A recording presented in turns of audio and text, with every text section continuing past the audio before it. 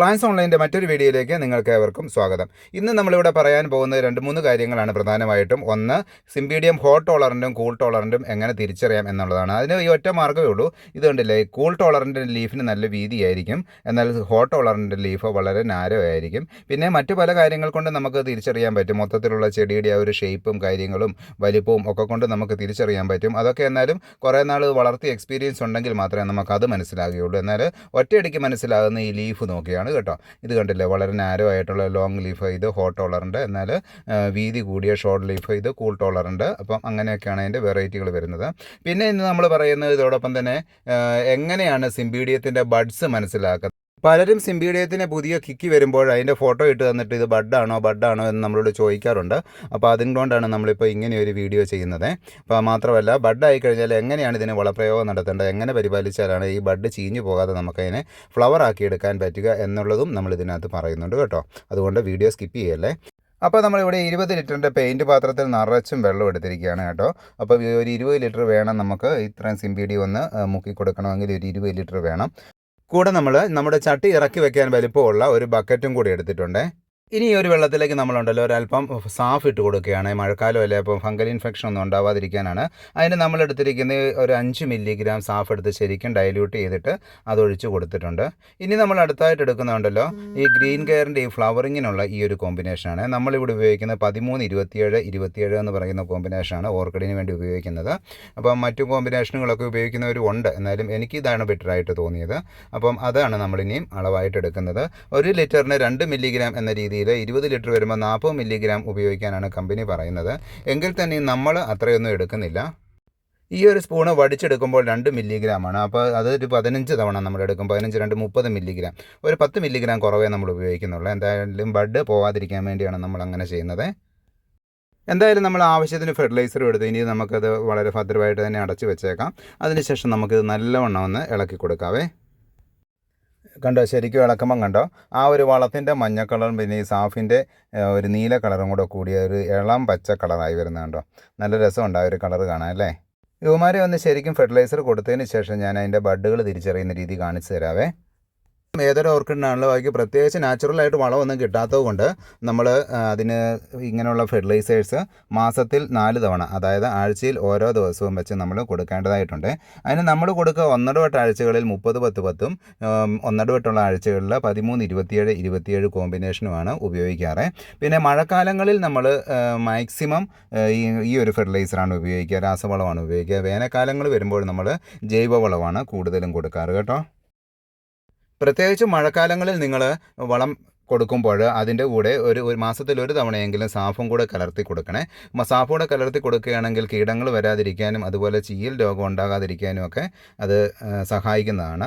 പിന്നെ നമ്മളുടെ ഇവിടെ നമ്മൾ സ്പ്രേ ചെയ്യേണ്ടത് ഇതേപോലെയുള്ളൊരു സ്പ്രേയറാണ് എടുത്തേക്കുന്നത്. അപ്പോൾ ഈ ഒരു സ്പ്രേയറിന് 7 ലിറ്ററിൻ്റെ ഇവിടെ നമുക്ക് വരുന്ന വില 750 രൂപയാണ്. നിങ്ങളുടെ അവിടെയൊക്കെയും വളക്കടകളിൽ ഇത് സുലഭമായിട്ട് കിട്ടുന്നതാണ്. അപ്പോൾ നമുക്ക് ഈ ഒരു സ്പ്രേയറിലേക്ക് നമുക്ക് ഈ ഒരു വെള്ളം ഇതിൻ്റെ ഒരു 90% ഉള്ളൊരു അടയാളമുണ്ട്, അതുവരെ നമുക്കൊന്ന് ഒഴിച്ചു കൊടുക്കാവേ. ഏതൊരു ഓർക്കിഡിനും നമ്മൾ വളപ്രയോഗം നടത്തുമ്പോൾ അതിൻ്റെ വേരും മിക്സും മുക്കി കൊടുക്കുന്നതോടൊപ്പം തന്നെ നമ്മൾ ഇലകളുടെ മുകളിലും അടിഭാഗത്തും തണ്ടിലും എല്ലാം സ്പ്രേ ചെയ്ത് കൊടുക്കുക കൂടി ചെയ്യേണ്ടതായിട്ടുണ്ട്. എങ്കിലേ ഓർക്കിഡ് ശരിയായ രീതിയിൽ ഗ്രോത്ത് കാണിക്കത്തുള്ളൂ. പിന്നെ നമ്മൾ ഒരു 3 മാസം കൂടുമ്പോൾ ഒരിക്കൽ കാൽസ്യം നൈട്രേറ്റ് വളരെ കുറഞ്ഞ അളവിലെടുത്ത് നമ്മൾ ഡൈല്യൂട്ട് ചെയ്ത് കൊടുക്കാറുണ്ട്. അത് നമ്മൾ കൊടുക്കുന്നത് 5 ലിറ്ററിന് 2 മില്ലിഗ്രാമാണ് ഓർക്കിഡിന് കൊടുക്കുന്നത്. 5 ലിറ്ററിന് 2 മില്ലിഗ്രാം എന്ന തോതിൽ കാൽസ്യം നൈട്രേറ്റ് ശരിക്കും ഡൈല്യൂട്ട് ചെയ്ത് നമ്മൾ 3 മാസം കൂടുമ്പോൾ ഒരിക്കൽ വളപ്രയോഗത്തിൻ്റെ കൂടെ കൊടുക്കാറുണ്ട്. പിന്നെ ഈ ഒരു സ്പ്രേയർ ഉപയോഗിക്കാൻ വളരെ ഈസിയാണ് കേട്ടോ. ഇതിൻ്റെ ഈ ടോപ്പ് ഇതേപോലെ ഇട്ടൊന്ന് പിരിച്ചു മുറുക്കുക. ശരിക്കും ഒന്ന് പ്രസ് ചെയ്ത് പിരിച്ചു മുറുക്കിയാൽ അത് മുറുകി എന്ന് തോന്നിക്കഴിയുമ്പോൾ പിന്നെ നമുക്ക് അത് ഇതുപോലെ മേളിലേക്കും താഴേക്കും പിടിച്ച് പ്രസ് ചെയ്ത് കഴിഞ്ഞാൽ ഇതിനകത്ത് മുഴുവൻ ഈ പമ്പ് എയർ വലിച്ച് എയർ പ്രഷർ ചെയ്ത് ഫില്ല് ചെയ്ത് വെക്കും.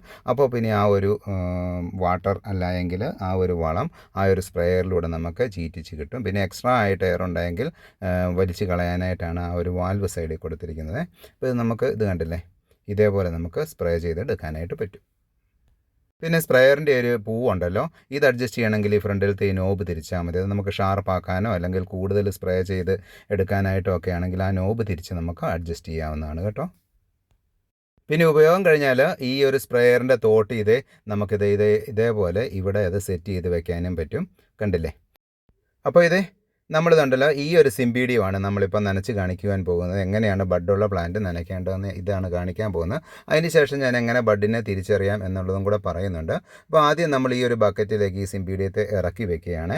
പിന്നീട് ഒരു കുഴപ്പമുള്ളതെന്തെന്ന് ചോദിച്ചാൽ, ഈ സിംപീഡിയത്തിൻ്റെ ബഡിൽ നമ്മളുടെ ഈ ഒരു ഫെർട്ടിലൈസർ കോമ്പിനേഷനൊക്കെ വീണ് കഴിഞ്ഞാൽ ചിലപ്പോൾ ആ ബഡ് ചീഞ്ഞു പോകാറുണ്ട്.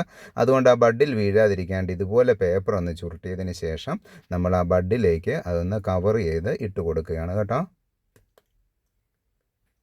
കണ്ടോ?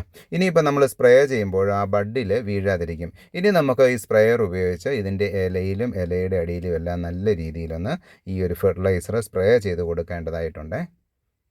കണ്ടോ? ഇങ്ങനെ സ്പ്രേ ചെയ്യുമ്പോൾ ആ ബഡിൽ വീഴാതിരിക്കാനായിട്ടാണ് നമ്മൾ ആദ്യമേ അങ്ങനെ ഒരു കവറിങ് ഉണ്ടാക്കി ഇട്ട് കൊടുത്തത്. ഇനിയിപ്പോൾ നമുക്ക് ഈ ഒരു കവർ ഊരി അങ്ങേ സൈഡിലത്തെ ബഡിൽ ഇട്ട് കൊടുക്കാം. എന്നിട്ട് ആ സൈഡിൽ നമുക്ക് നല്ല രീതിയിലൊന്ന് സ്പ്രേ ചെയ്ത് കൊടുക്കാവേ. കണ്ടോ? ഈ ഒരു സ്പ്രേയർ എന്ത് ഉപകാരമാണെന്നറിയോ? നമ്മൾ തൂക്കിയിട്ടേക്കുന്ന ചെടികളിലാണെങ്കിൽ പോലും നമുക്ക് ഇത് വെച്ച് സ്പ്രേ ചെയ്യാനായിട്ട് പറ്റുമേ. ഇനി നമുക്കുണ്ടല്ലോ, ഇതേപോലെ ഈ ഒരു മിക്സ് മൂടത്തക്ക രീതിയിൽ ഈ ഒരു ഫെർട്ടിലൈസർ വെള്ളം ഇതിനകത്തോട്ട് ഒഴിച്ചു കൊടുക്കാം കേട്ടോ. അപ്പം ഒഴിക്കുമ്പോൾ ശ്രദ്ധിക്കണം, ആ ബഡിൻ്റെ മണ്ടയിൽ വീഴണ്ട. ബഡിൻ്റെ മണ്ടയിൽ വീണാൽ എങ്ങനെയും അതിൻ്റെ ആ പാളികൾക്കിടയിലൂടെ ഉള്ളിലേക്ക് ആ ഒരു ഫെർട്ടിലൈസറിൻ്റെ വെള്ളം ഇറങ്ങും. ഫംഗിസൈഡ് ഒന്നും ചേർത്തിട്ടില്ല എങ്കിൽ ഫംഗൽ ഇൻഫെക്ഷൻ ഉണ്ടാവും, അല്ലെങ്കിൽ പൊള്ളിപ്പോകും കേട്ടോ. അതുകൊണ്ട് നമുക്ക് ഇതേപോലെ ആ ബഡിൽ വീഴാതെ ഏതെങ്കിലും ഒരു സൈഡിലേക്ക് വെള്ളം ഒഴിച്ചു കൊടുത്ത് ഇത് നിറയ്ക്കാം. ഇത്ര ഒഴിച്ചു കൊടുത്താൽ മതിയാവുക. ഇനി അധിക നേരം ഒന്ന് വെള്ളത്തിൽ മുക്കി വെച്ചേക്കല്ലോ, ഒരു 2 മിനിറ്റ് അത്രയും തന്നെ മാക്സിമം മതി. കാരണം സിംപീഡിയത്തിൻ്റെ റൂട്ട്സ് വളരെ സ്പോഞ്ചിയാണ്. അത് പെട്ടെന്ന് തന്നെ ഈ ഒരു വെള്ളം മുഴുവൻ അബ്സോർബ് ചെയ്യും. അതുപോലെ ഈ ബാർക്കും വെള്ളം ആവശ്യത്തിന് അബ്സോർബ് ചെയ്തോളും കേട്ടോ. അതുകൊണ്ട് നമ്മൾ അധികം നേരം മുക്കി കൊടുക്കേണ്ട കാര്യമില്ല. ഉടൻ തന്നെ നമുക്കിതിങ്ങ് പൊക്കിയെടുത്തേക്കാം. പൊക്കിയെടുത്ത് അതിലെ ആ വെള്ളം മുഴുവൻ പോയതിന് ശേഷം നമുക്കിതിനെ തണലത്തേക്ക് തൂക്കിയിടാം. ഇത് സിംപീഡിയത്തിന് ബഡ്സുകൾ വരുമ്പോൾ ഉണ്ടല്ലോ, ഇതേപോലെ ആയിരിക്കും കേട്ടോ. അതിൻ്റെ ചോട്ടിൽ നിന്ന് ഉരുണ്ടായിരിക്കും, ചോട് ഭാഗം ഉരുണ്ടായിരിക്കും വരിക. കണ്ടില്ലേ? ഒരു ഉരുണ്ട രീതിയിലാണ് ഈ ബഡ് ഇങ്ങോട്ട് കയറി വരിക. എന്നാൽ കിക്കീസ് വരുമ്പം അങ്ങനെയല്ല. കിക്കീസ് വരുമ്പോൾ അത് ചോട്ടിൽ നിന്ന് ഒരുമാതിരി പരന്നായിരിക്കും കയറി വരിക. ഈ പ്ലാന്റ് ഞാൻ കിക്കി കാണിച്ചു തരാം. ഇത് കണ്ടോ?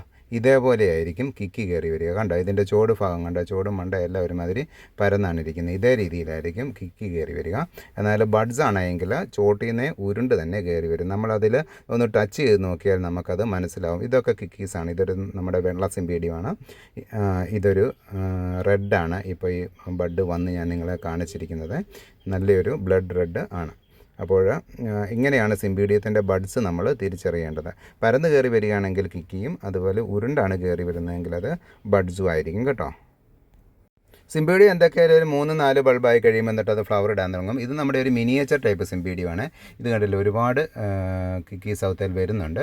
ഇത് നമുക്ക് കഴിഞ്ഞ കൊല്ലം ഫ്ലവർ ഇട്ടതാണ് കേട്ടോ. ഇതൊരു മിനിയേച്ചർ ടൈപ്പാണ്. ഫ്രാഗ്രൻ്റ് ആയിരുന്നു. ഇതും ഫ്രാഗ്രൻ്റ് ആണ്. ഇതൊരു യെല്ലോ കളറിൻ്റെയാണ്. ആദ്യം കാണിച്ച് വൈറ്റ് കളറിൻ്റെയാണ്. ഇതൊരു യെല്ലോ കളറിൻ്റേതാണ്. ഇത് ഫ്രാഗ്രൻ്റ് ആണ്. ആദ്യം കാണിച്ചതും ഫ്രാഗ്രൻ്റ് ആണ്. ഇത് പക്ഷേ ഫ്രാഗ്രൻ്റ് അല്ല കേട്ടോ. നമ്മളിപ്പോൾ ഈ ബഡ് വന്നിരിക്കുന്ന ഈ ഒരു പ്ലാന്റ് ഫ്രാഗ്രൻ്റ് അല്ല, പക്ഷേ മുഴുത്ത ഫ്ലവേഴ്സാണ്. അപ്പോൾ ഇന്നത്തെ ഈ വീഡിയോ നിങ്ങൾക്ക് എല്ലാവർക്കും ഇഷ്ടപ്പെട്ടു എന്ന് കരുതുന്നു. വീഡിയോ കണ്ട എല്ലാവർക്കും നന്ദി.